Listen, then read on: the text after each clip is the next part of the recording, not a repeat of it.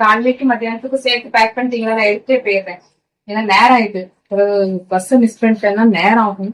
ஏன்னா 8:30க்கு உள்ள இருக்கணும் டீச்சர்ஸ் எல்லாருமே. நான் அதனால பஸ் பிடிச்சிட்டேன் அப்படின்னா நான் எப்படியும் ஒரு 1/4 மணி நேரத்துக்கு முன்னாடி ஸ்கூலுக்கு போயிடுவேன். அங்க போய் நான் காலைல சாப்பிட்டுப்பேன். சரியாமா? நான் அதனால நான் கொண்டுட்டு போயே சாப்பிட்றேன்.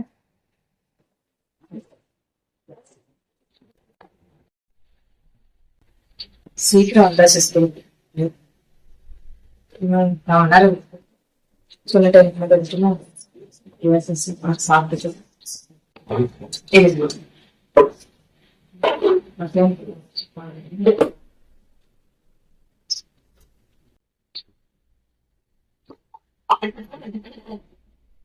காலையில டீச்சர்ஸ் யாரையும் வந்து சாப்பிடக்கூடாதுமா. வீட்டுல இருந்தே சாப்பிட்டு வந்துருங்க. ஸ்கூல் வச்சு சாப்பிடக்கூடாது.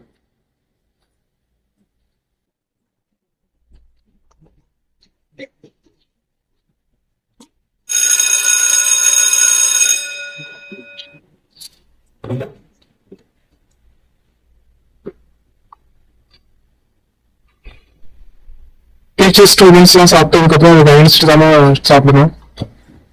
ஸ்டூடெண்ட்ஸோட சேர்ந்து ஆடக்கூடாது.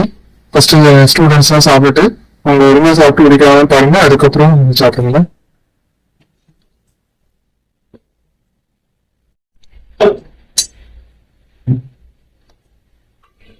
ஸ்டூடெண்ட்ஸ் எல்லாம் சாப்பிட்டு முடிச்சிட்டாங்க.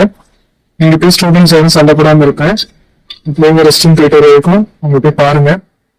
ரெஸ்ட் ரூம் வாசல் இருந்துங்க. அவங்களுக்குள்ள சண்டை வராம இருக்கு.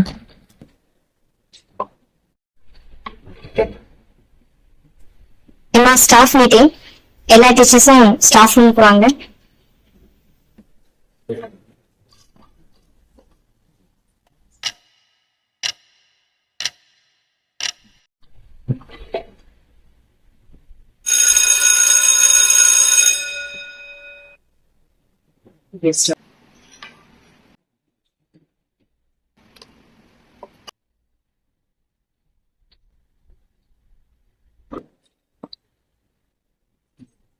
இப்படித்தான் பல ஸ்கூல்ல டீச்சர்ஸ்க்கு சாப்பிட கூட நேரம் இல்லை.